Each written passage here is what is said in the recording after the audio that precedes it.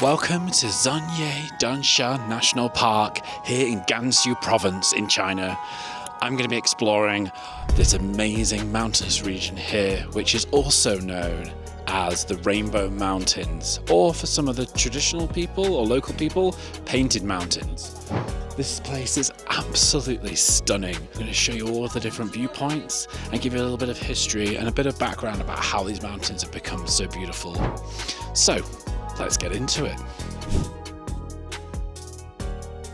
There's quite a few viewing platforms here.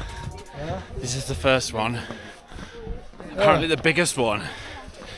So we're hiking up here now, and I can confirm that they are real. See all this debris, all these little flakes where the mud from the mountain has started to dissolve. It didn't look real before, but now I'm up close, I can actually see all the small fragments which make it look so intricate. This is pretty cool.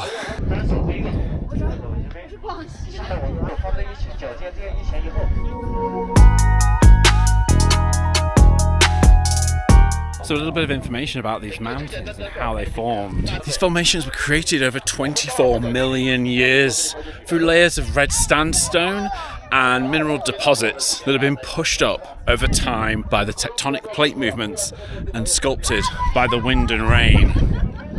And they're just beautiful. You got yellows, reds, kind of darker, like blacks, and like it almost looks like white sand. And then you've got like more red earth on the kind of higher mountains in the back. And you've got all these intricate little shadows being caused by the sun coming down where the mountain causes a shadow. Just look at this. This is beautiful. We've reached the peak of the first viewing area.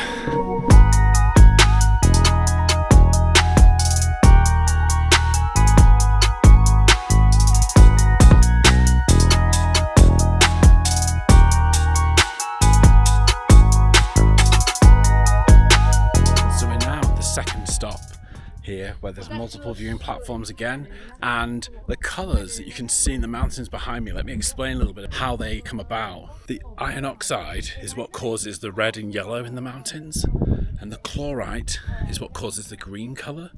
And then you've got other elements like calcium carbonate, which also add whites and greys to the mountain.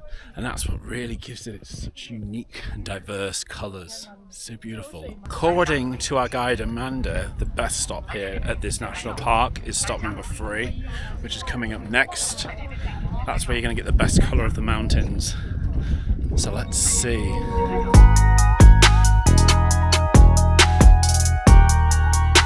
In the summer here in these mountains, they have a capacity maximum visitors up to about 45,000 people a day.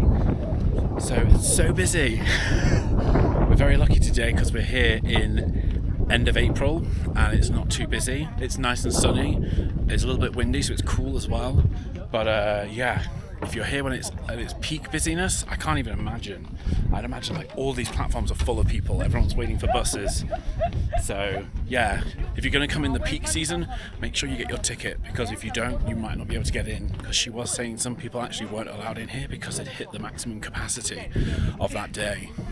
Locals have nicknamed this place the Painted Mountains for the centuries. It's been considered as a sacred place in Chinese folklore, with legends saying that the mountains were splashed with colours by the gods as a blessing to the Silk Road travellers. Here's a little bit of history for you.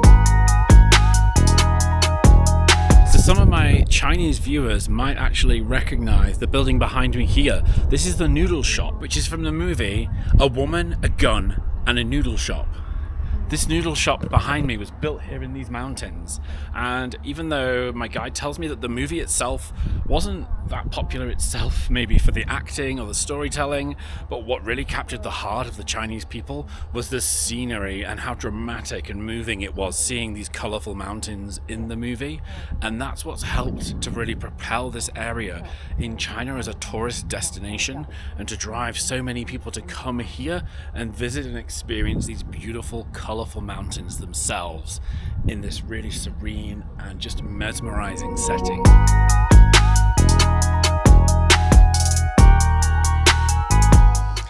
2010, this place achieved UNESCO Heritage recognition, and then in 2019, it achieved UNESCO Geopark recognition, which shows how important this place is from a geological perspective.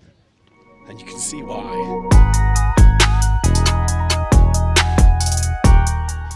We're at the top.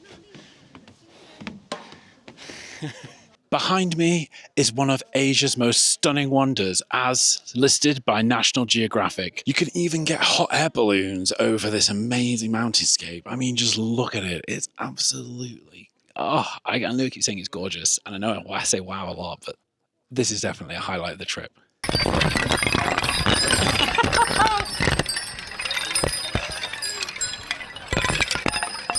We then moved on to the Mati Temple, or the Horseshoe Temple. This was a key stop on the ancient Silk Road and was carved into the caves over 1,500 years ago. It still functions today as a Buddhist temple, and it's set in front of the Quilian Mountains. And it's honestly one of the most unique Buddhist temples I think I've ever seen.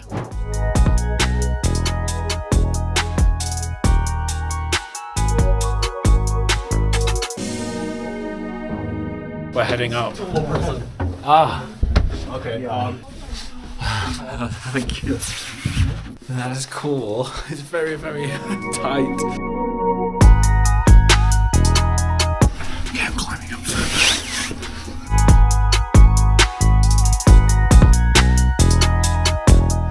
Oh, James, you love it. It's even steeper up here. Now we're going to try and navigate our way back down these stairs. Hopefully there's no people coming back up. So we're now on our way down to the Chinese temple, which is just at the base. We're hoping we're going to get there before it closes. But can you see behind me over here? There's still so many other caves that are all inside.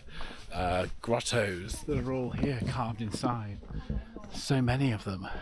It's just amazing to think that all this was done.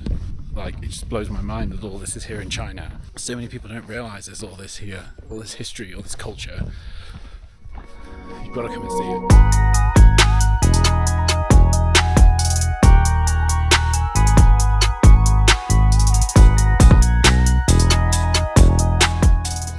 So we're going to head up the steps, more steps.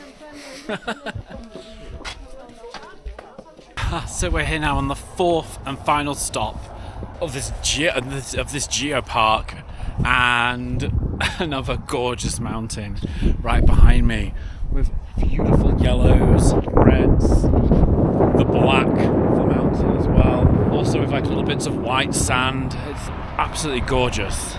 I mean, you have to come here for yourself to experience this and really just admire the beauty. And also the weather, it's so strange. One minute you're really hot, the next minute you're really cold.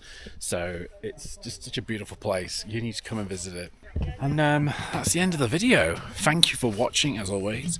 Please give it a like if you've enjoyed, and it's going to recommend this video to other people like you. And if you haven't already, then please hit the subscribe button below so you can see the rest of my adventure here on the China Silk Road tour. So, as always, thank you for watching, and I will see you on the next video. Bye.